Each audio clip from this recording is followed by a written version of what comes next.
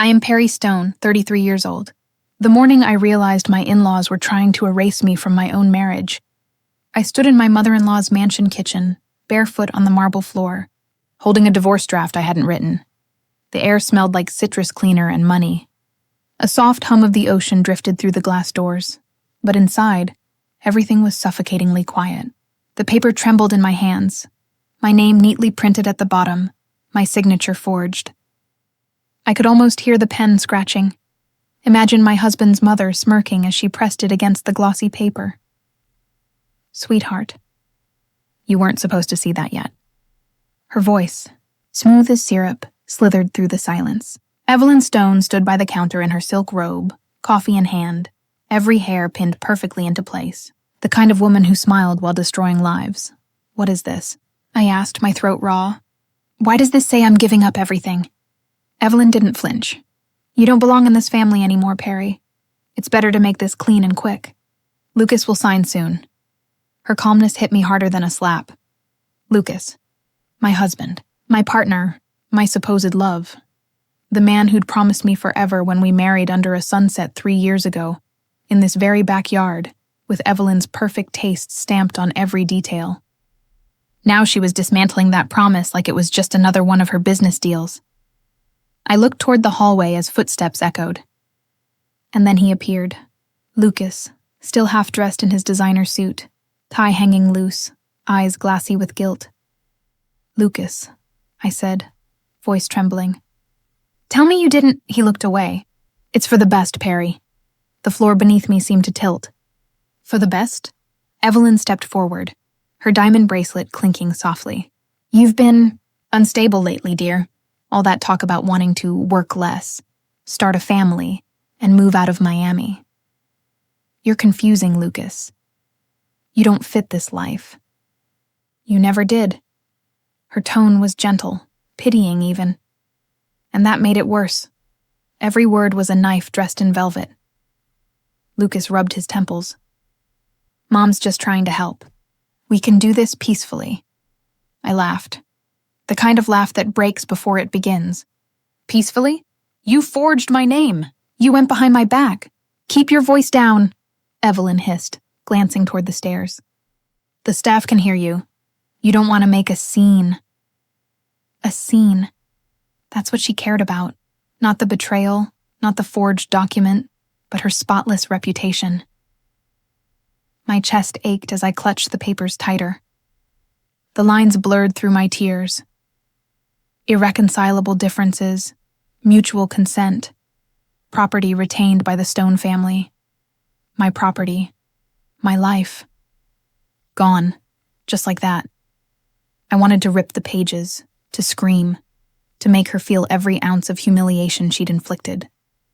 But then Lucas reached for me.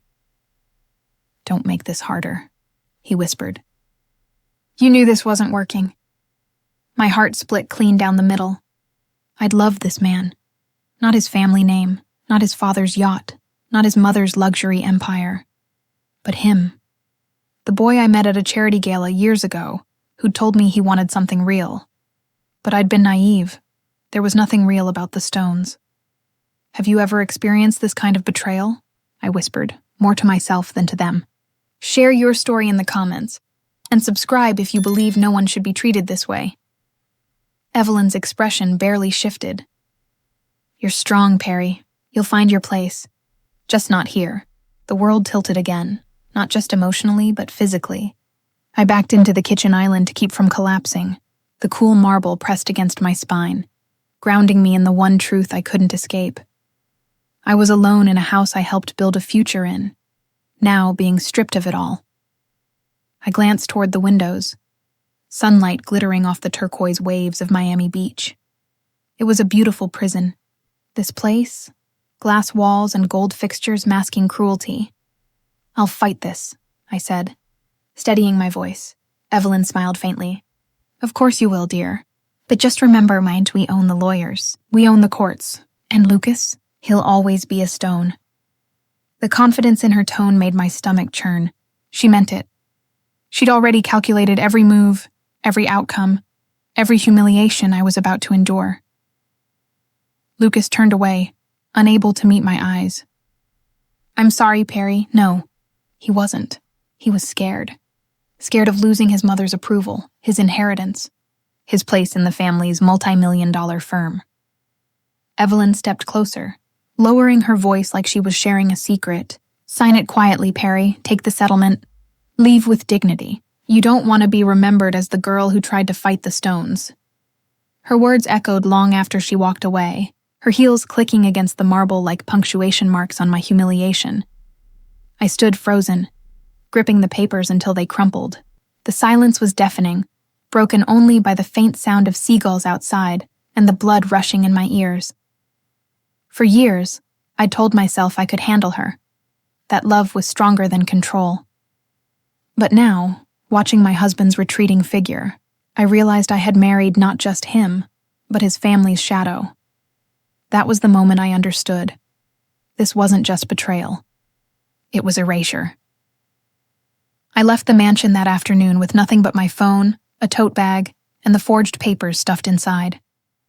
The Florida sun was blinding as I stepped outside, its heat biting at my skin like punishment. My reflection shimmered in the tinted glass of Lucas's car. Mascara streaked, eyes red, face set. For the first time in my life, I looked like a stranger. When I reached the end of the driveway, I turned back. Evelyn stood on the balcony, one hand resting on the rail, watching me like a queen surveying her conquered land.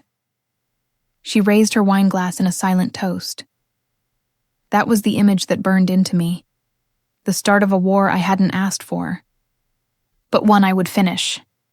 Because Evelyn Stone thought she had written my ending, but she had no idea she'd just written my beginning. When people see the Stones, the glamorous photos on magazine covers, the charity galas, the interviews about family legacy, they see perfection. But behind every glossy photo and award-winning smile was a hierarchy, an invisible system of control where love was currency, and I was always bankrupt. When I first met Lucas, he wasn't that man yet. He was warm, spontaneous, the kind of guy who'd pull over to rescue a stray dog or buy flowers for no reason. We met at a charity auction in downtown Miami. I was helping organize, and he was the charming guest everyone gravitated toward. When he laughed, people listened. When he looked at me, I thought I'd finally met someone who saw me, not just the polished version of me I had to show the world. We spent hours talking that night, ignoring the crowd, losing track of time. He told me about his dreams to build something separate from his family's empire, to create a tech startup that would make his own name.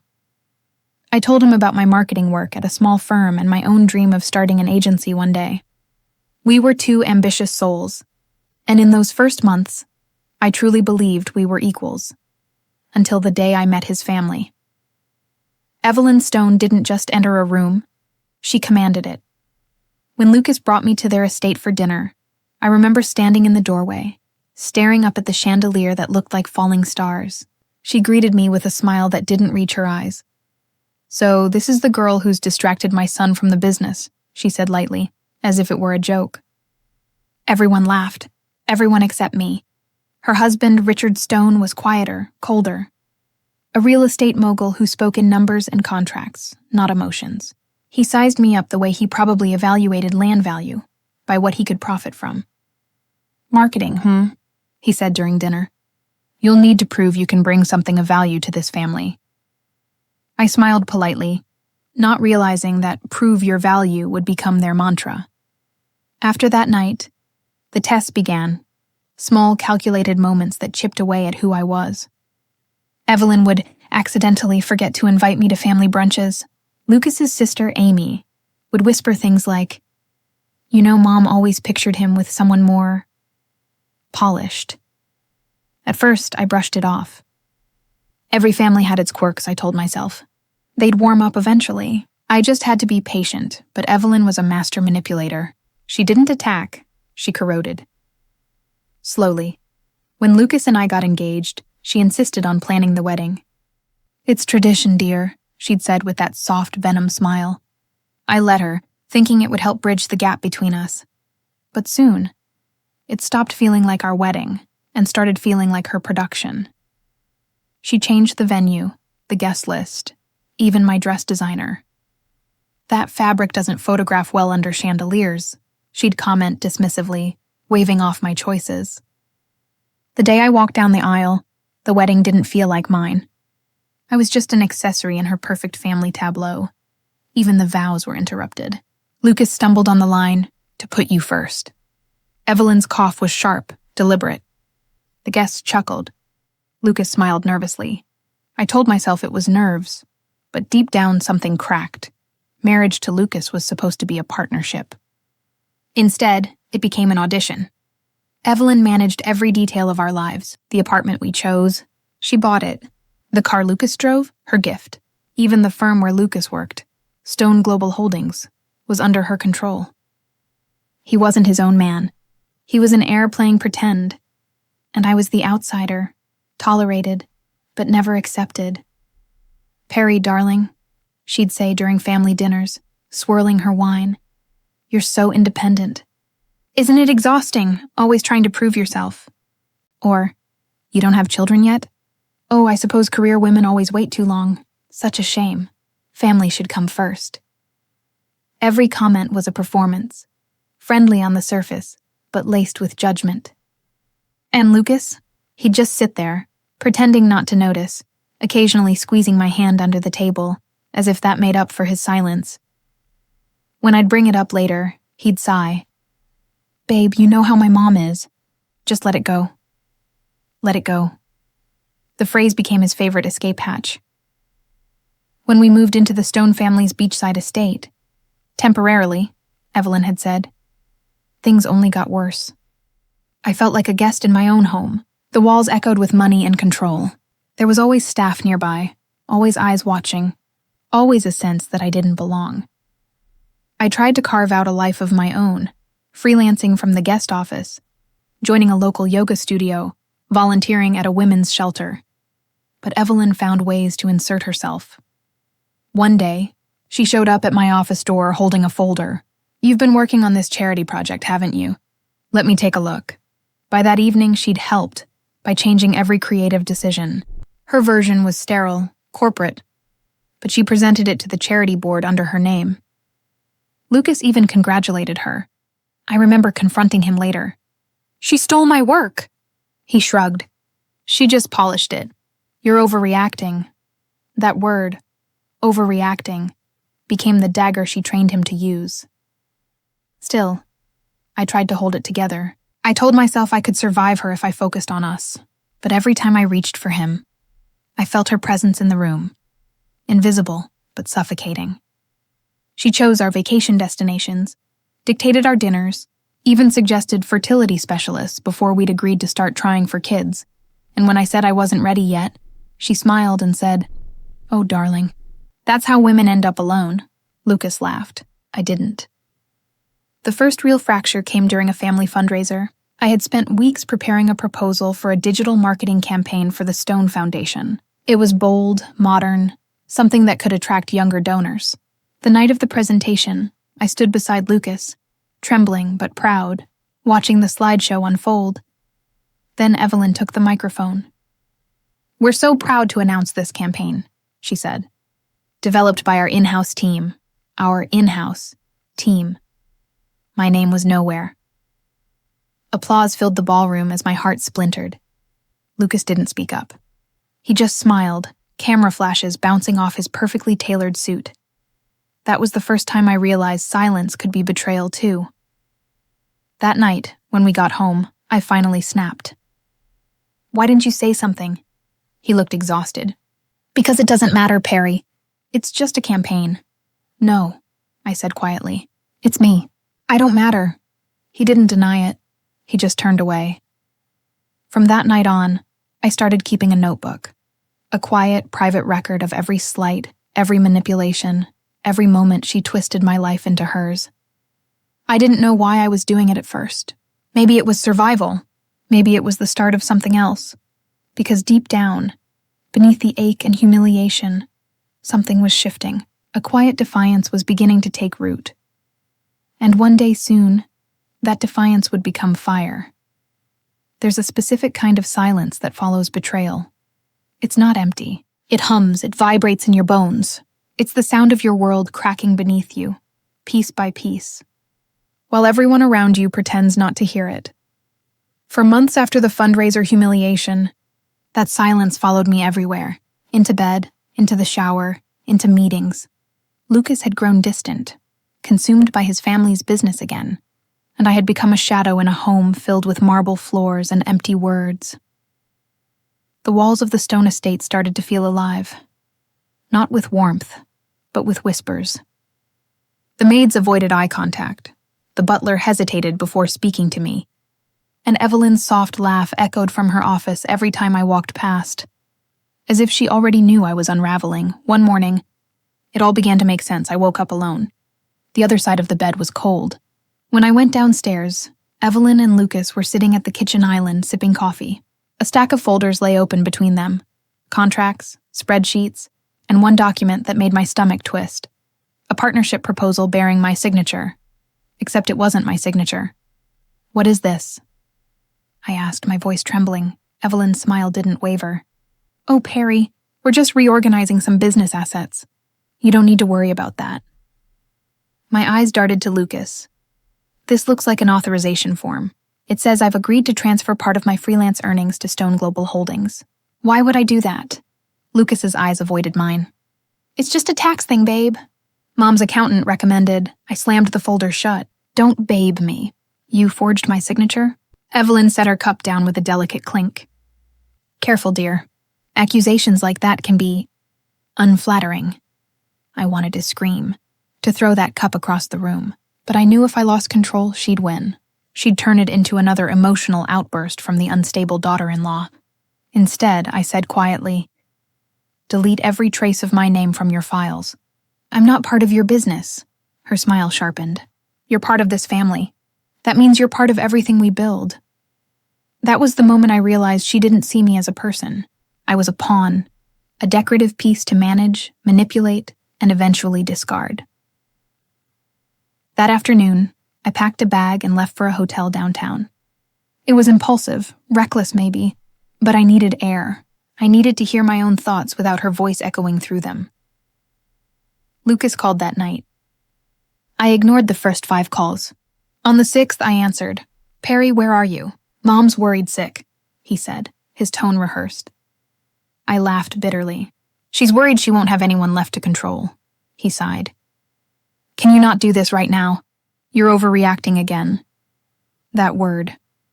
Again. It was like a switch flipped inside me. "Overreacting?" I snapped. "You and your mother forged my signature, took my work, humiliated me, and now you're calling me dramatic?" "Look, I'll fix it," he said. "Just come home. We'll talk to Mom together." "I'm not coming home, Lucas. Not until you realize you're the problem, too."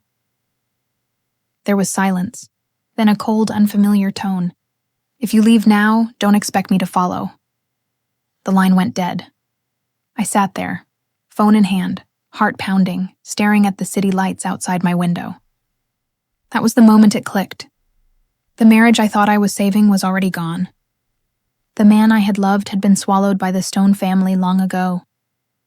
The next morning, I went back to gather the rest of my things. Evelyn was waiting in the foyer, wearing silk and pearls, holding a mimosa like it was a trophy.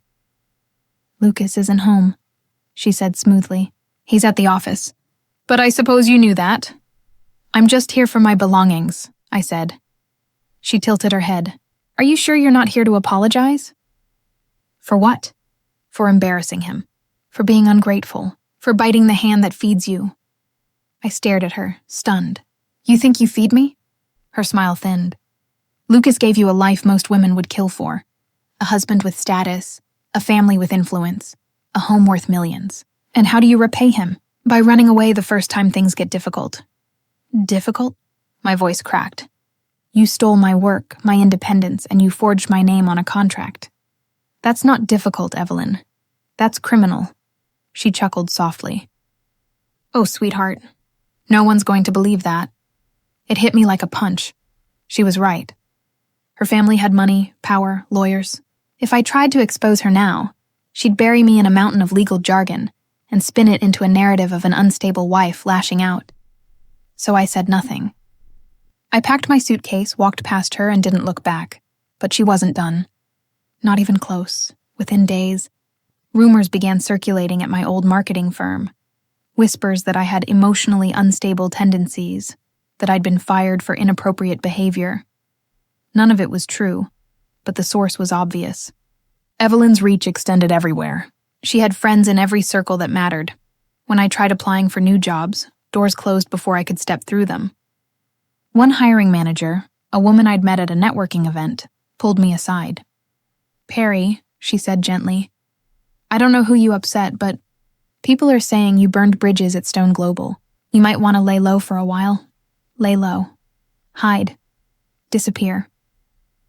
That night, I sat in my hotel room, staring at the reflection of a woman I barely recognized. My hair was unkempt, my eyes hollow. I had built my whole life around proving my worth. And now, that life had been dismantled piece by piece, by a family who smiled while they did it. For the first time, I understood how Evelyn operated. She didn't destroy you outright. She stripped away your credibility first. She made sure by the time you screamed the truth, no one believed a word. But what she didn't realize was that isolation can be dangerous, not just for the victim, but for the manipulator. Because silence breeds thought, and thought can turn into strategy. I spent that night writing. Everything I remembered, every conversation, every cruel remark, every document. I scanned copies, saved emails, backed up text messages. I started piecing together her empire of deceit like a puzzle. And when I was done, I looked at the chaos of papers spread across the bed and whispered to myself, "You took everything from me, Evelyn. So now, I'll take back everything." That was the night I stopped being the victim. That was the night the fire began. When people talk about hitting rock bottom, they imagine a single moment, a collapse, a breakdown, a scream in the dark. But the truth is, rock bottom comes in waves. It's not one crash. It's a series of quiet drownings. For me, it started with the small things. My email inbox filled with rejections from companies that had promised interviews just days before. My phone stopped ringing. Friends I'd once called sisters suddenly went busy every time I reached out. And at night, when I walked through the dimly lit corridors of the cheap motel I now called home, I swore I could still hear Evelyn's voice echoing. "No one's going to believe you." She was right. No one did. 2 weeks after I left the Stone estate, my bank account was almost empty. The joint account I shared with Lucas had been frozen due to security concerns, which was his polite way of saying, "You're cut off." My freelance clients mysteriously canceled contracts. Even the landlord of my old apartment refused to renew my lease, claiming he'd heard rumors about my mental stability. Rumors. That was Evelyn's true weapon. Not money, not power, but the ability to rewrite reality. I remember one morning standing in line at a coffee shop downtown. 2 women behind me whispered, "That's her, the one who had a meltdown at Stone Global." My throat closed. My palms went cold. They didn't even know me, yet their words carved deep. I tried to stay strong. I told myself it would pass, but the truth was, I was unraveling. Some nights I sat on the motel bed, staring at the pale ceiling, wondering if it was even worth fighting back. Then I'd see her face again. Evelyn's calm, calculating smile, and the despair turned to rage. Still, rage doesn't pay rent, and survival has a way of humbling even the proudest heart. I took odd jobs, copywriting gigs, fitness training sessions at a local park, even dog walking for strangers who looked at me like I was invisible. I stopped wearing makeup, stopped looking people in the eye. The confident woman who once presented marketing campaigns to executives was gone, replaced by someone who could barely look at her reflection without flinching. But sometimes, the universe tests you right before giving you a clue, and my clue came in the form of a letter. It was shoved under my motel door one rainy afternoon, a thick white envelope, with no return address. Inside was a single sheet of paper, typed precise. "You don't know me, but I used to work for Evelyn Stone. You're not the first person she's destroyed. If you want proof, meet me tomorrow at 3 p.m. at the cafe on 5th and Harbor. Don't tell anyone. I read the letter 3 times. It could have been a trap. But when you've already been ruined, what's left to lose? The next day, I showed up early. The cafe was small and quiet, the kind of place where conversations got lost beneath the hiss of the espresso machine. I sat by the window, watching rain smear the glass. At exactly 3 p.m., a woman in her late 50s walked in. Gray hair, glasses, worn hands. She looked like she'd carried secrets for too long. "Perry?" she asked softly. I nodded. "My name's Marlene," she said. I was Evelyn's personal assistant for 9 years. Her hands trembled slightly as she set down a small folder. "She did to me what she's doing to you. She forged documents under my name, blamed me for financial discrepancies, then fired me for ethical violations. I lost everything. My husband left me. My career was over. My throat tightened. Why are you helping me now?" She gave a small, sad smile. "Because you're the first one who didn't bow to her. And because I kept something. Something she doesn't know I have."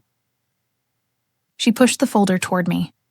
Inside were photocopies of contracts, invoices and emails, proof that Evelyn had been moving company funds under false identities. Some of the names matched people I'd worked with. Some were dead, and one, horrifyingly, was mine. "She uses other people's names to cover up her transactions," Marlene explained. "When it goes wrong, she blames the name she used. You were next in line." My heart pounded so loud I could barely hear her. All this time, I thought she was just cruel. But this was criminal. I looked up at Marlene. "Why haven't you gone to the police?" She hesitated. "Because Evelyn owns them. Half the local board, the city donors, the lawyers, all connected. You need to build your case from the outside in." I sat back, the weight of realization sinking in. Evelyn hadn't just stolen my name. She had built an empire of deceit, and she was untouchable. Unless I found a way to make her untouchable in a very public way. But how? That night, I walked through the city alone, rain soaking through my coat. New York had always felt alive to me. Lights, motion, ambition. But tonight it felt like a mirror. Cold, reflective, honest. And in that reflection, I saw it clearly. Evelyn Stone didn't fear the law. She feared exposure. She feared losing control of her image. The next few weeks became a blur of research and planning. I contacted old colleagues discreetly, gathered evidence quietly. Marlene became my silent ally, cautious, meticulous, teaching me how to trace paper trails, how to spot the small inconsistencies Evelyn's arrogance left behind. But as I worked, Evelyn fought back harder. One night, I came home to find my motel room ransacked, drawers overturned, laptop smashed, the folder Marlene gave me, gone. I sat on the floor, knees trembling, staring at the shattered screen. She knew. The phone rang moments later. "No caller ID," I answered, my voice shaking. "Hello?" Her voice was smooth, almost amused. "Oh, Perry, still fighting, are we?" My blood ran cold. "How did you... You think I don't have eyes everywhere? You really should learn when to quit. It's not becoming of you." "Stay out of my life," I snapped.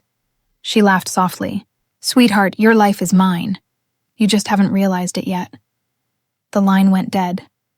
I broke down then. Truly broke down. I screamed until my throat burned, until the walls shook. Then I slid to the floor, sobbing, holding the one photograph I had left of my parents. They had taught me to be strong, to fight for what's right. But how do you fight someone who owns everything? That night I nearly gave up, but when dawn came, something shifted inside me. Evelyn thought she'd won.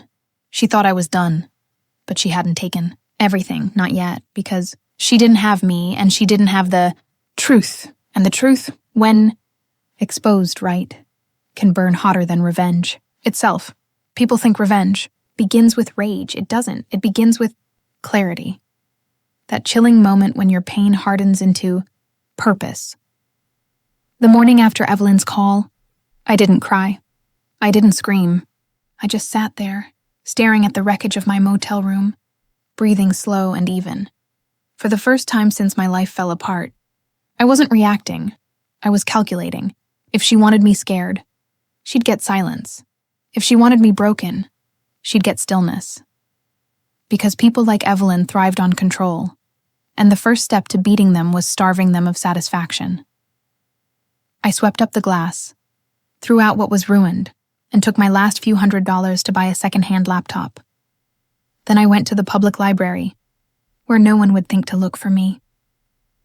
The fluorescent lights buzzed softly as I sat in the corner, the faint hum of old computers filling the air. I opened my browser and began the slow, painful process of piecing my life back together and unearthing hers. The first place I started was Stone, Global's charity branch, the same one. Evelyn had bragged about at every fundraiser, its financial. Reports were publicly available. I downloaded every document from the past 5 years, cross-referencing each donation, each vendor, each invoice. It was tedious, mind-numbing work, but patterns started to emerge. Small, almost invisible discrepancies that repeated under different shell organizations. All roads led to a single consulting firm, Caro and Moore Solutions, a company that didn't exist outside paper. I nearly laughed when I realized it. Evelyn had built her own shadow company to siphon money, and the best part, the signatures tied to those transactions matched ones on the contracts she'd forged under my name. I didn't know yet how I'd use it, but I knew it was gold. That night, I called Marlene from a payphone outside the library. When she answered, her voice cracked. "Perry, are you safe?" "For now," I said. But she hit me hard. "She knows I have something. I need to be smarter." Marlene sighed. "You're already smarter than she thinks. She's careless when she's confident. You just need to stay invisible until you strike." Her words stayed with me. Invisible until you strike. For the next 3 weeks, that became my mantra. I worked quietly, saved every bit of money I could from side jobs, and learned. I watched YouTube tutorials on legal discovery, fraud investigation, and corporate whistleblowing. I read case studies. I even volunteered at a nonprofit's legal clinic, offering administrative help just to overhear lawyers talk about documentation. Every night I returned to my small motel room, spreading notes across the bedspread, building what I started calling the blueprint. A complete timeline of Evelyn's corruption, the transfers, the shell accounts, the victims. She'd built a web so complex that even if one strand broke, she could still survive. But I wasn't trying to break one strand. I wanted to burn the whole web. One night, while sorting through archived board meeting transcripts, I saw something that made my stomach flip. A small line in a quarterly report. Auditor, Sam Cortez, External Compliance Review. The name lit up something in my memory. Sam had been my classmate years ago at the University of Florida. A quiet, methodical guy who'd gone into forensic accounting. We hadn't spoken in years, but I still had his LinkedIn. My fingers hovered over the keyboard. Should I reach out? It was a risk, but then again, everything was. I wrote a short message. Subject: Confidential Inquiry. Evelyn Stone Sam. I hope this message finds you well. I know it's been years, but I need your help regarding something critical. You audited a company called Stone Global in 2021. I have reason to believe there were forged documents and financial misappropriations under false identities, including mine. Can we talk privately? Perry Stone, I didn't expect a reply. But less than 2 hours later, my phone buzzed. Perry? Holy hell, I thought you vanished. Meet me at the Palm Diner tomorrow at noon, and delete this thread after reading. When I saw him the next day, he looked older, sharper, the kind of man who'd seen too much truth to still be naive. He ordered coffee, leaned forward, and said, "You're not crazy. I've been trying to prove it myself for a year." I froze. "You know?" He nodded. "When I was auditing, I found irregularities, missing ledgers, duplicate accounts, donation receipts that didn't match. But the board pressured me to sign off, said it was above my clearance level." He slid a flash drive across the table. I copied everything before I left. I didn't have the courage to do anything then. But maybe now, with you, we can. For a moment, I just stared at it, that tiny silver rectangle, realizing it could change everything. It wasn't just proof. It was leverage. Sam, why now? I asked. He looked down at his hands. Because I know what it's like to be ruined by someone like her. She got my cousin fired after he questioned an expense report. He lost his home, his marriage, and she laughed about it at a gala. That was all I needed to hear. We agreed to work together, quietly, carefully. He'd verify the records. I'd gather testimonies from people Evelyn had crushed.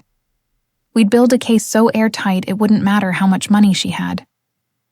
For the first time in months, I felt something that wasn't fear. It was focus. Every email, every file, every name became part of a living, breathing operation. I started sleeping again, not because I was at peace, but because I had purpose. Still, I didn't underestimate her. Evelyn was powerful. She had eyes everywhere, so I played my part perfectly, pretending online that I was rebuilding my life, posting innocuous updates, even congratulating her on a fake award she won. Then, late one night, Sam called me in a panic. "Perry, you need to see this. Someone's deleting files from the system. Someone on the inside." My stomach dropped. "Do you know who?" He hesitated. "No, but they're erasing the audit trail. If we don't act fast, everything will disappear." I took a deep breath. "Then we don't wait anymore." He understood instantly. "You're planning something, aren't you?" "Yes," I said. "A storm." I didn't sleep that night. I stared at my wall, papers pinned like constellations of truth, and whispered to myself, "Invisible until you strike." The next morning, I walked into Stone Global's glass headquarters, dressed in confidence like armor. No one recognized me, or maybe they just didn't dare. At the reception desk, I smiled at the young intern and said, "I'm here to drop off documents for Mrs. Stone, legal correspondence." She nodded, distracted, and buzzed me through. As I rode the elevator up, I could see my reflection in the mirrored walls, calm, steady, unshakable. For months, I'd been invisible. But today I was walking into the lion's den, and this time, I wasn't prey, I was holding the match. The thing about powerful people is, they never expect the ones they crush to rise again. That arrogance is their blind spot, and I was ready to drive straight through Evelyn's. When I walked into Stone Global's lobby that morning, the scent of jasmine and glass cleaner hit me at once. Too polished, too perfect, like everything she owned. The receptionist gave me a polite but distracted smile as I handed over the envelope I'd prepared. It wasn't real legal correspondence. It was bait. Inside were fake invoices bearing Evelyn's signature, near-perfect forgeries created to mirror the kind of document she'd doctored for years. My goal wasn't to trap her yet. It was to make her panic, because panic made people sloppy. The next day, I got confirmation it worked. At 9:14 a.m., Sam texted, "System activity spiked. Someone's pulling internal audits. Evelyn's nervous." I smiled. Good. Step 1 was simple. Make her doubt her control. Step 2 would be harder, making her believe she still had it. I started showing up at company events again, quietly. Not as an employee, but as a consultant for a small marketing firm I'd created under a pseudonym, Palmaxis Media. It was nothing more than a website. A logo and a few shell email addresses, but it looked legitimate enough to fool most. When I approached Stone Global's PR manager, she barely blinked. "Oh, Palmaxis? We've heard of you. Evelyn mentioned maybe bringing you in for the upcoming investor gala." Evelyn mentioned me. That meant my illusion was working. By the time the gala rolled around, Sam and I had everything mapped.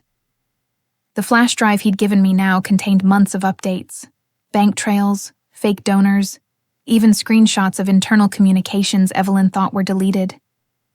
She was siphoning millions in philanthropic donations through her shell companies and laundering them as consultancy expenses. But I couldn't go public yet. I needed something undeniable, something visual.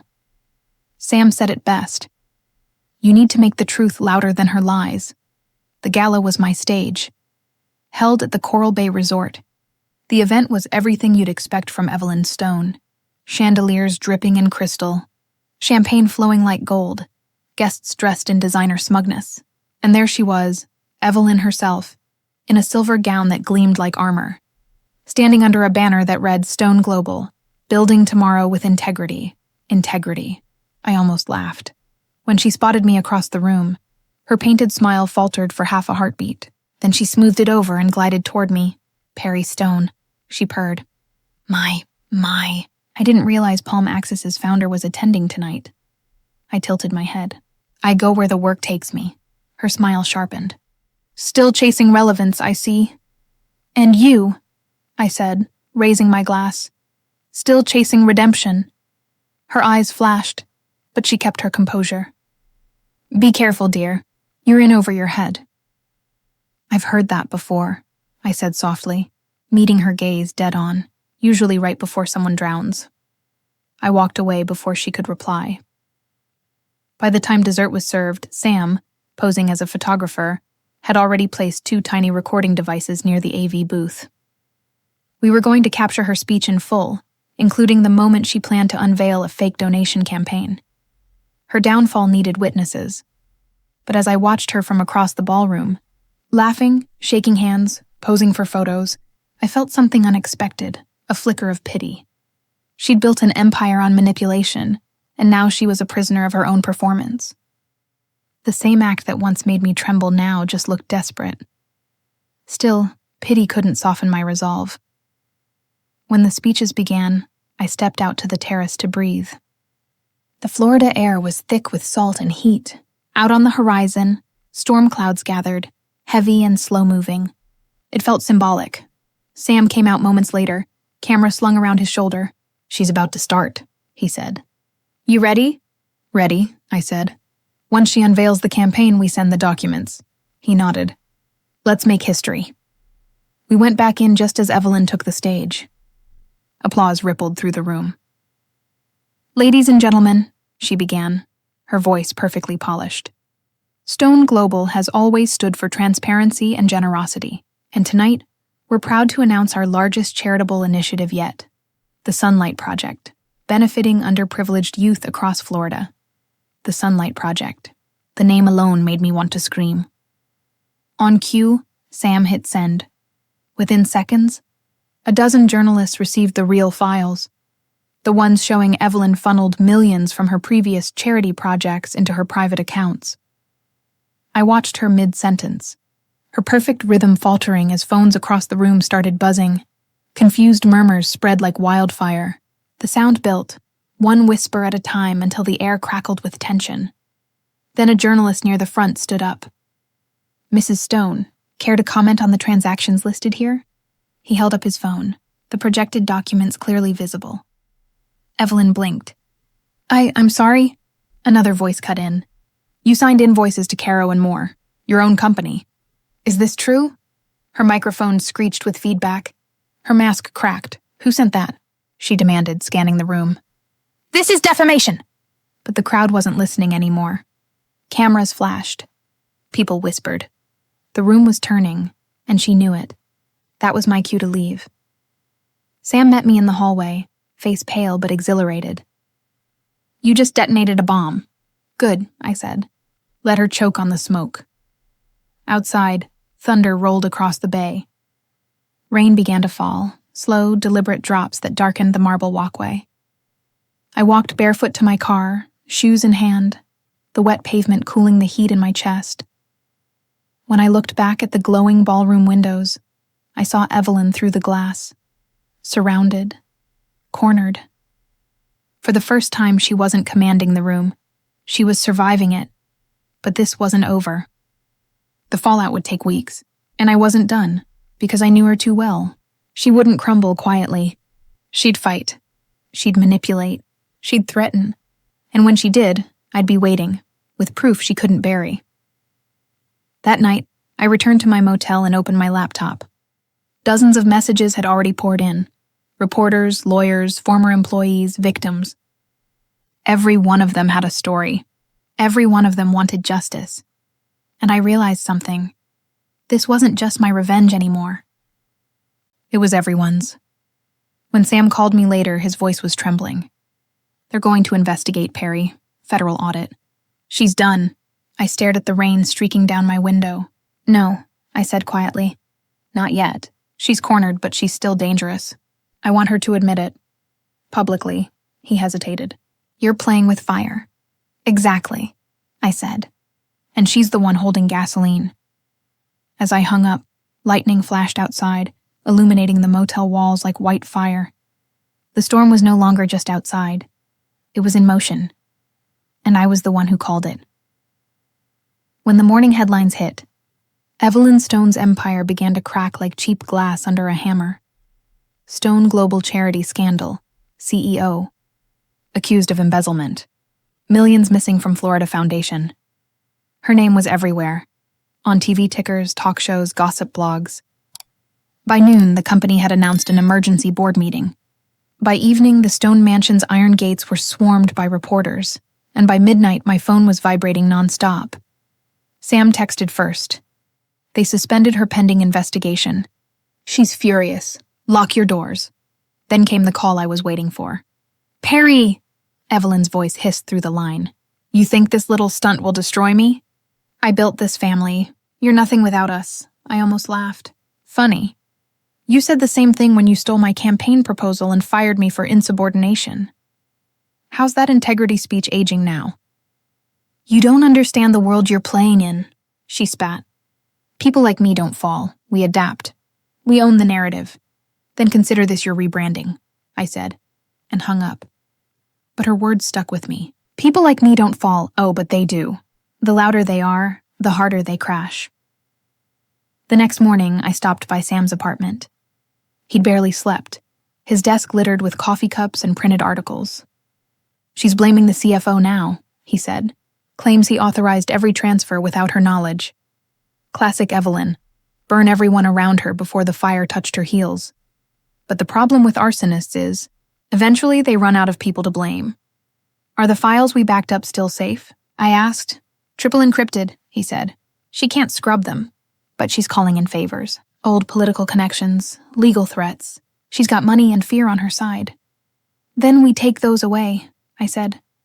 It was time for the second strike, personal exposure. See, I knew something about Evelyn no one else did.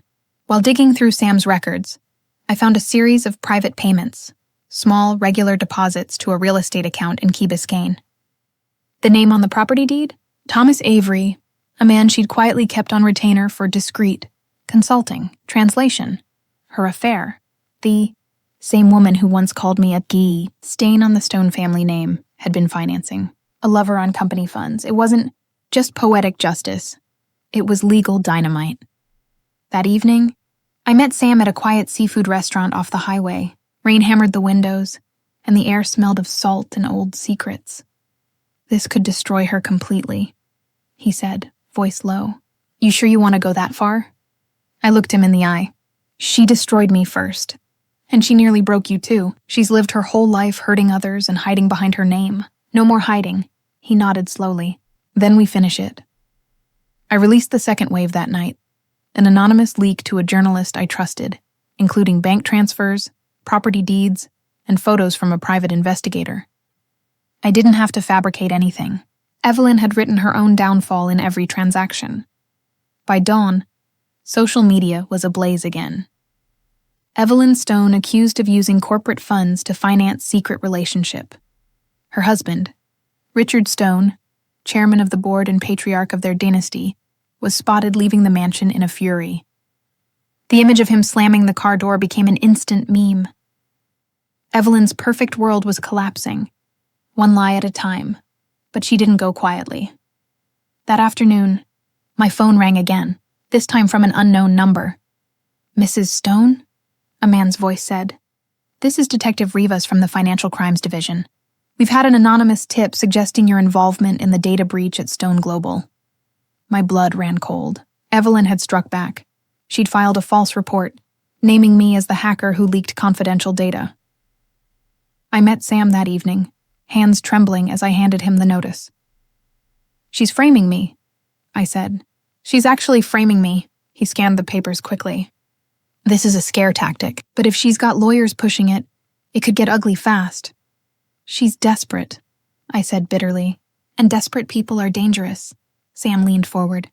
Then we need to get ahead of her. You have evidence she was already under investigation before your leak, right? The audit logs, timestamps, everything. That clears you.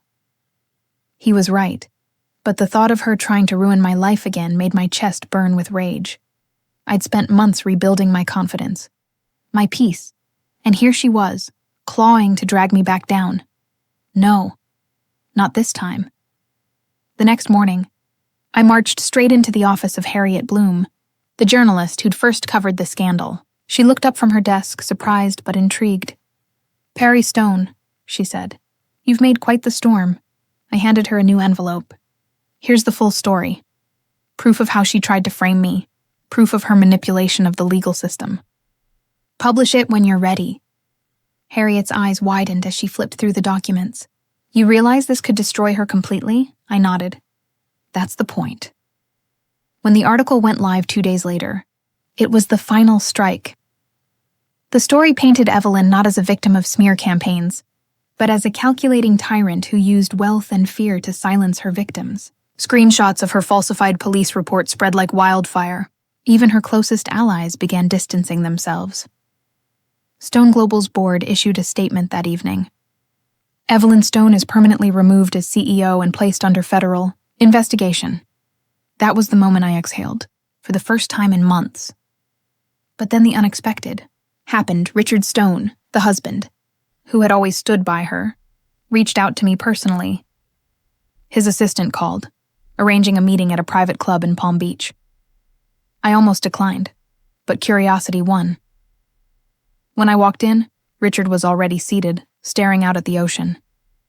He looked tired, older somehow. "I wanted to see the woman who finally did what I couldn't," he said quietly. I froze. "What do you mean?" He turned to me, eyes weary. "You think I didn't know what Evelyn was? I just lacked the courage to stop her.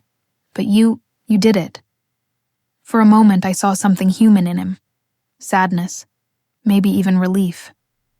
"She'll never forgive you," he continued. "But she'll never recover either. And maybe that's justice." "Maybe," I said softly.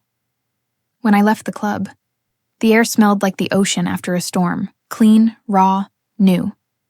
Sam called that night, his voice lighter than I'd ever heard. "It's done.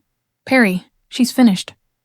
"No," I said, looking out over the dark waves. "Not finished. Just exposed. The rest is up to the world now." I closed my eyes and let the sound of the tide drown out everything else. The fear, the noise, the ghosts of who I'd been. Because for the first time since marrying into that family, I wasn't surviving anymore. I was winning. The morning the board's decision went public, Florida sunlight streamed through my blinds like liquid gold. But instead of feeling warm, it felt unreal. After everything Evelyn Stone had done to me, the manipulation, the humiliation, the power plays, she was finally facing the one thing she'd always feared most. Exposure. Every news outlet carried her name. Stone Global CEO, removed amid financial and personal scandal. Evelyn Stone's empire crumbles. The end of a dynasty. For years, she had built her image as the face of charity, power, and sophistication. But behind that polished mask was the woman who had torn me apart piece by piece. In meetings, in family dinners, even in private. Now that same image was burning down in front of millions. I watched the live coverage from my couch, my coffee growing cold in my hands. A swarm of reporters surrounded the Stone Mansion gates. Evelyn's car idled inside the driveway, the blinds drawn tight. Every camera zoomed in, desperate to catch a glimpse of her, the queen dethroned. My phone buzzed with messages from people I hadn't heard from in years. "Perry, I just saw the news. You were right all along. I can't believe she did all that. You're a hero, girl. Hero." The word made me uneasy. I hadn't done this to be anyone's hero. I did it because she left me no choice. Still, a small part of me couldn't deny the satisfaction. When I arrived at the office that afternoon, heads turned. Whispers followed me down the hallway like an invisible escort. Some smiled. Others avoided eye contact, unsure whether to congratulate me or stay silent. The same coworkers who once snickered behind my back now looked at me like I was walking, breathing karma. At my desk, Sam was already waiting with 2 coffees. He grinned when I sat down. "She's trending at number 2 worldwide," he said.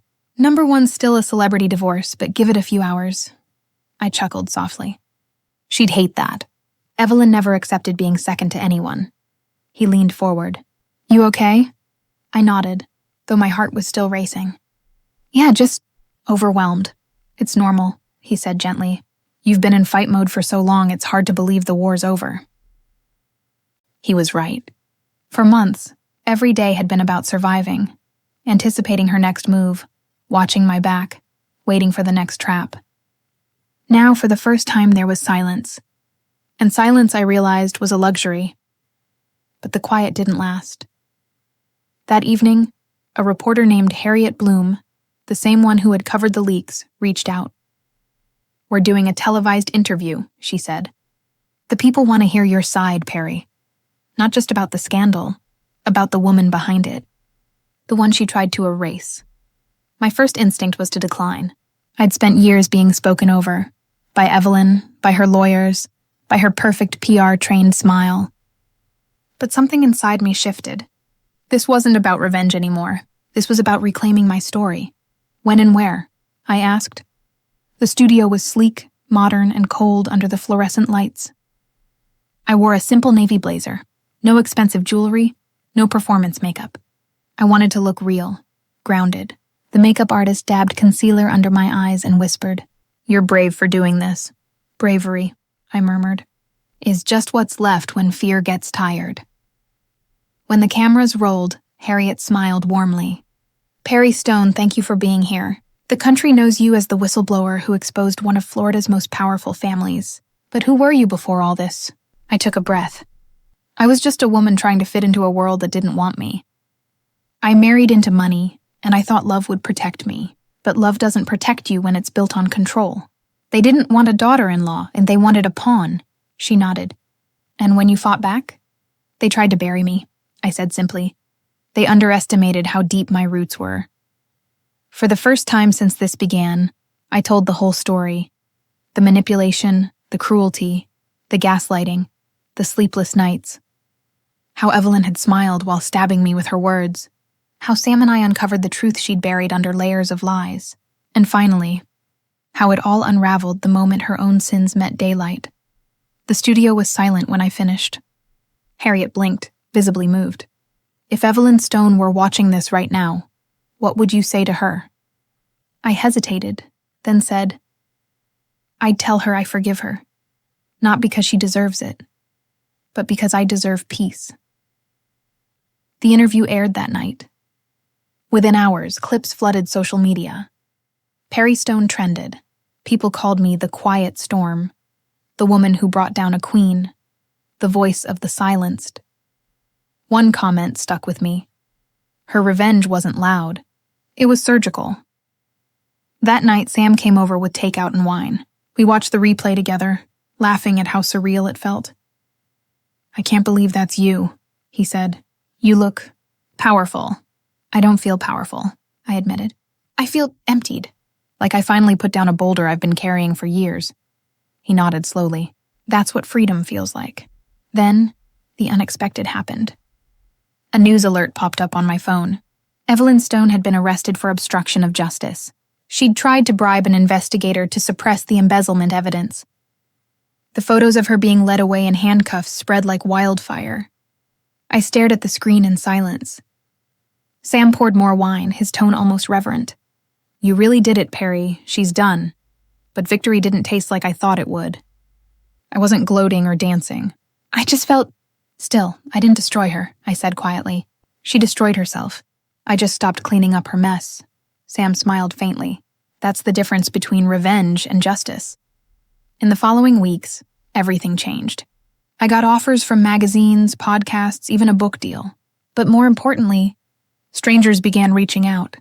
Women from across the country who had been silenced, dismissed, or gaslit by powerful people. One message from a woman named Clara hit me hard.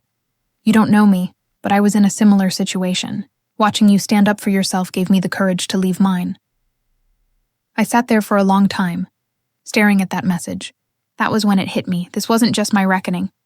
It was bigger than Evelyn, bigger than revenge. It was about what happens when women stop apologizing for surviving. By the time the court hearings rolled around, Evelyn looked nothing like the woman I once knew. Gone were the tailored suits and perfect posture. She appeared small, brittle, almost human. I attended the sentencing quietly, sitting in the back row. She never looked my way. When the judge handed down the ruling, guilty on multiple counts of fraud and tampering, Evelyn's hands shook. For the first time, she didn't have an audience to manipulate, only truth. After the session, I walked outside into the Florida sunlight. Reporters shouted my name, but I didn't stop. The warmth on my face felt like closure. Sam met me at the courthouse steps, grinning like the world had been set right. "How does it feel?" he asked. I smiled faintly, like I can finally breathe again. He laughed softly. "You didn't just take your life back, Perry. You changed the entire game." I looked at him, the wind tugging at my hair. "No," I said. "I just played by their rules, and won." As we walked away from the chaos, I realized something profound. Evelyn's downfall wasn't my victory. My freedom was. The cameras could spin whatever story they wanted. The world could call it revenge, but to me it was something purer. It was liberation, and I'd never let anyone take it from me again. In the weeks after Evelyn's sentencing, life in Florida took on a strange kind of quiet. The world had moved on to its next scandal, its next fall from grace. But for me, the silence was louder than ever. For years, every morning had started with tension, a text from Evelyn, a meeting she'd hijacked, another power play meant to remind me of my place. Now I woke up to birds outside my window, the smell of coffee brewing, and the sound of nothing but peace. Yet peace, I discovered, can feel unfamiliar after years of chaos. Some days I caught myself checking my phone for her messages, half expecting one more jab, one last attempt to regain control. But the screen stayed blank. Evelyn Stone was gone, legally, publicly, and emotionally. Her power over me had dissolved the day I told my story to the world. Still, the damage she left behind didn't vanish with her. People I'd once called colleagues were suddenly friendly again, pretending they hadn't turned their backs when things got ugly. "We always knew you were right, Perry," they'd say with tight smiles. I'd nod politely, but inside I knew the truth. They hadn't known. They'd just waited to see who would win.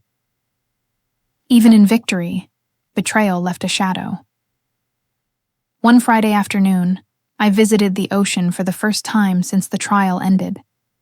The Florida sun reflected off the waves, dazzling, almost blinding. I kicked off my sandals and walked barefoot along the sand. The tide washed over my feet, cool and rhythmic. Each wave seemed to whisper something different: forgiveness, release, beginning. Sam met me there, hands stuffed into his pockets, his hair tousled by the sea breeze. "You look different," he said when he caught up to me. "Do I?" I smiled faintly. He nodded. "Yeah, lighter, like someone finally took the chains off." "Maybe," I said. "But it's strange, you know? When you fight for so long, peace doesn't feel natural. It feels like waiting for the next attack." He looked at me for a long moment. "Then maybe it's time to stop fighting shadows. You won, Perry. You took back everything she stole from you. Your name, your dignity, your voice. Don't let the ghost of her keep you caged." His words settled deep in me. Evelyn had haunted my mind for so long that letting her go felt almost like losing part of myself. But I knew Sam was right. The real victory wasn't in seeing her fall. It was in learning how to live without her shadow. That night, I sat on my balcony, overlooking the city lights. The same skyline that once made me feel small now felt like proof of everything I'd survived. I thought about the woman I used to be. Eager to please, desperate to belong in the Stone family, convinced that their approval meant success. That woman was gone. In her place stood someone who had been tested and didn't break. But healing wasn't linear. Some nights, I woke up from dreams that felt too real. Evelyn's voice echoing, the sharp click of her heels down marble floors, the sting of her condescending smile. I'd wake drenched in sweat, clutching my sheets like a lifeline. Therapy helped. So did journaling. My therapist, a gentle woman named Dr. Reyes, told me something I still repeat to myself every morning. Forgiveness isn't saying what they did was okay. It's saying you won't let it poison what's left of you. It took time for that to sink in. But one morning, as I stood in front of the mirror, I whispered it out loud. And for the first time, I believed it. Forgiveness wasn't a gift to Evelyn. It was freedom for me. Weeks turned into months, and I started writing again. Not emails or reports, but real writing. Stories about women like me. Stories of survival, betrayal, and the long road to reclaiming power. A small blog post I published about standing up to the powerful unexpectedly went viral. Readers from all over the world commented, sharing their own stories of abuse and resilience. One message read, "I thought I was weak for staying quiet. You showed me strength doesn't always roar. Sometimes it whispers until it's heard." That message made me cry, not because of sadness, but because it reminded me that what I'd lived through had meaning. It wasn't wasted pain, it was purpose. I began speaking at women's events across the state, talking about manipulation in corporate culture, emotional abuse, and the importance of reclaiming your narrative. Standing on those stages, I no longer felt like the woman Evelyn had tried to silence. I felt like someone rewriting her own story in real time. One night after a talk, a young woman approached me, her eyes red from crying. "My boss does the same things to me," she said softly. "He makes me doubt myself every day. I thought I was crazy until I heard you talk." I took her hands in mine and said, "You're not crazy. You're being controlled. The first step to freedom is believing you deserve it." She hugged me tight, and in that moment I knew. My revenge had turned into something far greater than retaliation. It had become reclamation. Evelyn once said I'd never survive without her name. She was right. I didn't. I built my own instead. By late spring, the air in Florida grew heavy with heat again, but it felt different this time. Less suffocating, more alive. I spent afternoons planting flowers on my balcony, their bright colors spilling over the railing like laughter reborn. Sam and I stayed close. Some days it was coffee on the beach. Others, long drives with the windows down, music filling the air. There was an unspoken understanding between us. Two people who'd witnessed the worst of someone's cruelty and still chose kindness. One evening, as the sun melted into the horizon, Sam turned to me and said, "You ever think about what you'd say to her if you saw her again?" I thought for a moment, then smiled softly. "I'd tell her thank you." He raised an eyebrow. "Thank you? For showing me exactly who I never want to become," I said. He laughed quietly, shaking his head. "You're something else, Perry. Maybe I was. Maybe surviving something that brutal changes you in ways you don't see right away. It burns off the excess, the fear, the doubt, the people-pleasing, until only the truth of who you are remains." That night, as I watched the moon rise over the water, I realized something powerful. Evelyn hadn't just lost control of me. She'd lost her ability to define me. For the first time in years, my story belonged entirely to me. I whispered into the night air, "I'm free." And this time, I didn't need anyone's permission to believe it. The morning the final legal notice arrived, confirming that every last asset Evelyn had seized under her name was officially released, I didn't cry. I thought I would, that I'd crumble under the weight of the years I spent fighting her shadow. But instead, I stood at the kitchen counter, sunlight spilling through the blinds, holding that piece of paper like it was both an ending and a beginning. Freedom doesn't always come with fireworks. Sometimes it's just the quiet click of a pen, the hum of the refrigerator, and your own heartbeat reminding you that you made it out alive.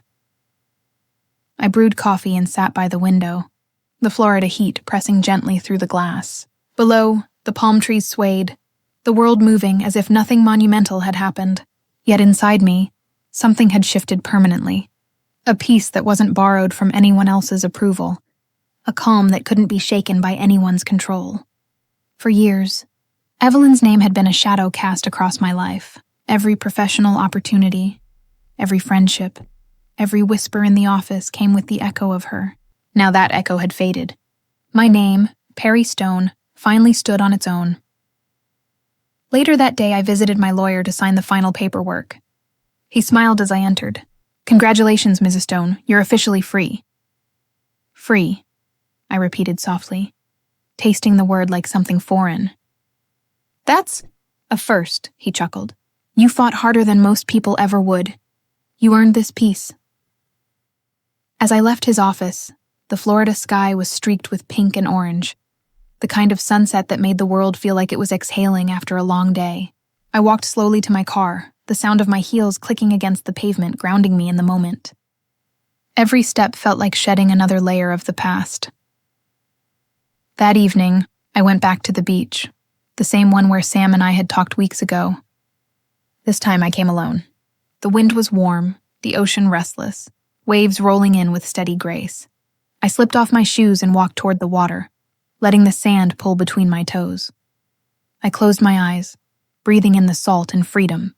For so long, I'd imagined this moment, standing here without fear, without her voice in my head, without that constant knot of tension in my chest. I thought I'd feel triumphant, but what I felt instead was simple: peace. As the tide crept around my ankles, I spoke out loud, not to anyone in particular, but to everything that had happened. "You tried to break me," I said softly, my words carried by the wind. "You underestimated me. You thought control was power, but real power is surviving what was meant to destroy you." The water shimmered as if listening. I turned to see Sam walking toward me, holding 2 cups of coffee. He lifted one in greeting, that familiar half-smile lighting up his face. "I figured you'd be here," he said. I took the cup from him, warmth seeping into my hands. "You know me too well." "I've learned," he said with a laugh. "So, what's next for Perry Stone?" The question hung in the air between us, and for once I didn't feel afraid of it. "What's next?" I said slowly. "Is living on my own terms. I spent too long trying to fit into other people's versions of who I should be. Evelyn wanted obedience. My parents wanted perfection. Even I wanted validation. But now, I just want peace, purpose, and the courage to protect them both." He smiled. "Sounds like freedom." "It is," I said. "Finally." We sat on the sand, watching the horizon fade into twilight. The waves broke softly, and for the first time in years, I didn't feel like I was drowning in them. I was part of them, unpredictable, strong, moving forward. Over the following months, I built a new life. I launched my own marketing consultancy, choosing clients who valued integrity over politics. The irony wasn't lost on me. The woman once silenced in her company now teaching others how to find their voice. I called it Lighthouse Strategies because light, I learned, doesn't just guide others. It exposes the darkness. I spoke at conferences, mentoring young women about workplace manipulation and power dynamics. I even wrote a book, part memoir, part guide, about rebuilding after betrayal. When it hit the bestseller list, my first reaction wasn't pride. It was disbelief. The same voice that had once been told, "You're lucky we even keep you here," was now being amplified worldwide. One afternoon, while signing books at a local event, a young intern approached me.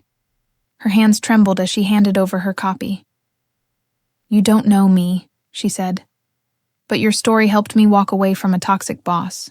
I was terrified, but I kept thinking, if Perry can face her demons, so can I." I smiled, fighting tears. "Then you already won," I said, "because the hardest part isn't fighting them. It's choosing yourself after they've convinced you not to." Moments like that made every sleepless night worth it. Still, healing wasn't linear. There were days when I'd catch a headline about a corporate scandal or see a face that reminded me of Evelyn, and my pulse would spike.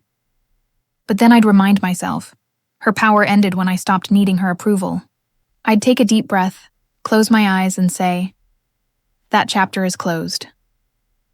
By the end of the year, I decided to move into a new home, a small beachside apartment overlooking the water. Simple, warm, and mine. On the first night, I lit a candle on the balcony, watching its flame dance against the wind. As the waves rolled in, I whispered, "This is what freedom looks like." I thought about all the women who had been silenced, manipulated, dismissed.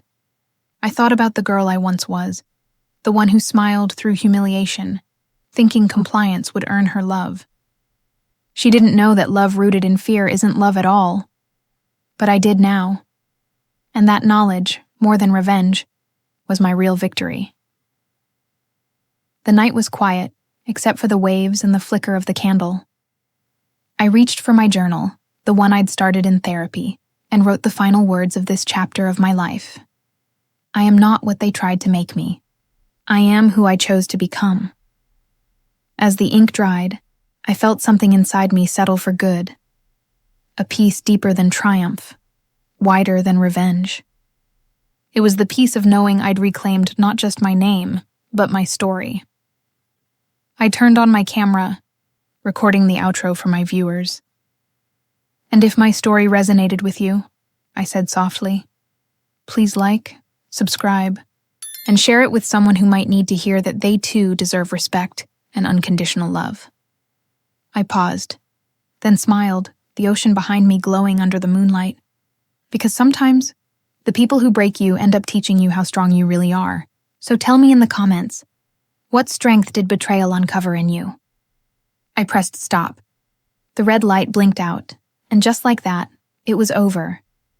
Not with revenge, but with rebirth. I stood, closed my journal, and walked inside, the candlelight fading behind me. Tomorrow would come, and I was ready for it. Stronger, freer, and finally, wholly me.